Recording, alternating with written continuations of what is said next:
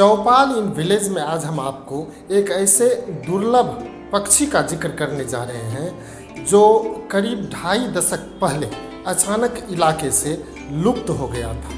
लेकिन सुखद बात यह है कि अब ये पक्षी फिर से इलाके में दस्तक दे दिया है। इस पक्षी की खास बात यह है कि ये पर्यावरण के लिए बेहद ही अनुकूल माना जाता है।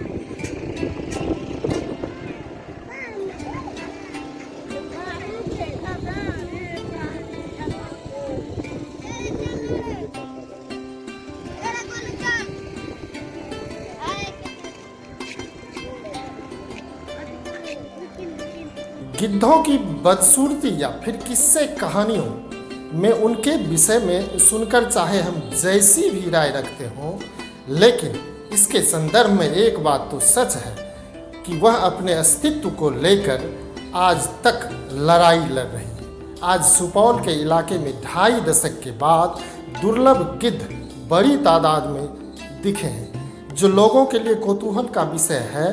खास बात यह है कि इसकी उपस्थिति ही पर्यावरण संतुलन के लिहाज से अनुकूल कहा जा सकता है। बहुत दिन के बाद देखने को बहुत दिन का कब से है ये? दो रोज हुआ है। क्या नाम है आपका? रुपेश कुमार। ये घर बन गया। मैं मेरा घर किशन हुआ। कौन सा जगह है ये? सारा घर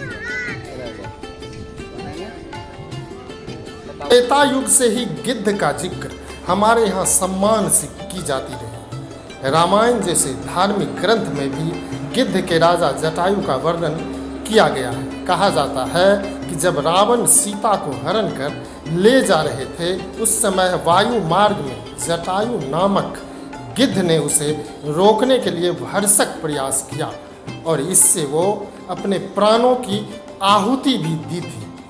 कहा जाता है कि इस दौरान रावण ने जटायु के पंख काट दिए थे, जिसके बाद वो जमींदोज हो गए और मरते मरते उसने प्रभु श्री राम को रावण द्वारा किए गए सीताहरण के बारे में सारी बात बता दी। वर्णन ये भी है कि प्रभु श्री राम ने जटायु को अपने सीने से लगा लिया, जिसके बाद उसे स्वर्ग की प्राप्ति हुई।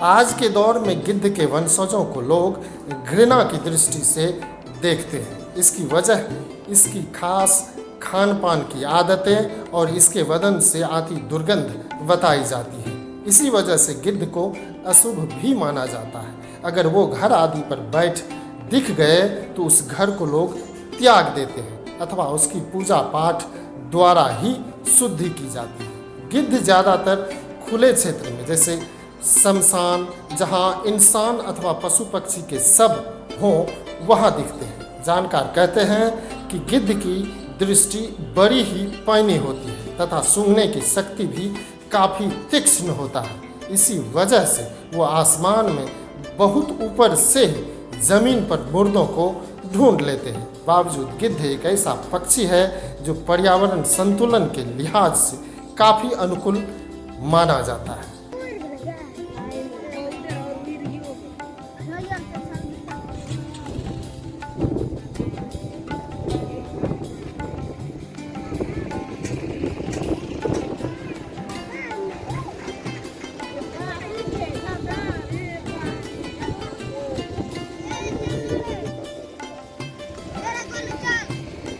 विशेषज्ञों का मानना है कि 90 के दशक के शुरुआत में भारतीय उपमहाद्वीप में करोड़ों की संख्या में गिद्ध विराजमान थे, लेकिन अब उनमें से कुछ ही शेष बचे हैं। इस मामले में जानकार ये भी कहते हैं कि 90 के दशक से ही गिद्धों की संख्या में हर साल कमी होने लगी। जो कुछ ही वर्षों में खत्म होने के कगार पर पहुंच गई। लोग कहते हैं कि इसकी खास वजह मवेशियों को दी जाने वाली दर्दनाशक दवा थी, जो कि जानवरों को दर्दनाशक के रूप में दिया जाता था।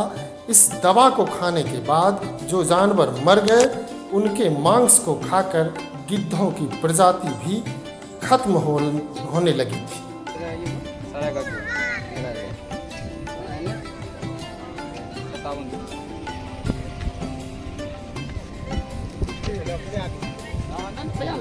57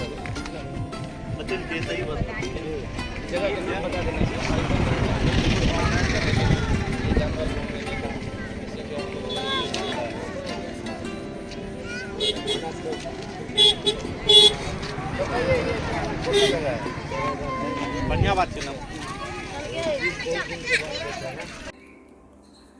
सरायगढ़ के इलाके में NH57 के किनारे गिद्धों का झुंड देखकर लोग बरबस ही ठहर जा रहे थे। जानकार कहते हैं इस इलाके में करीब 2.5 दशक पहले से गिद्ध लुप्त हो गए थे, लेकिन इस बीच गिद्ध ने पुनः इलाके में दस्तक दे दिया है। कहते हैं गिद्ध एक तरफ जहां मरे हुए जानवरों को खाकर आम लोगों को इसका दुष्प्रभाव से बचाते हैं, वहीं पर्यावरण के लिए भी ये सफाई कर्मी का कार्य करते आ रहे हैं। आज जब इस इलाके में गिद्ध की दस्तक हुई है तो पर्यावरण विभाग को चाहिए कि वे इसके संरक्षण के लिए ठोस कदम उठाएं, ताकि आने वाले समय में भी इसकी उपस्थिति कायम रह सके।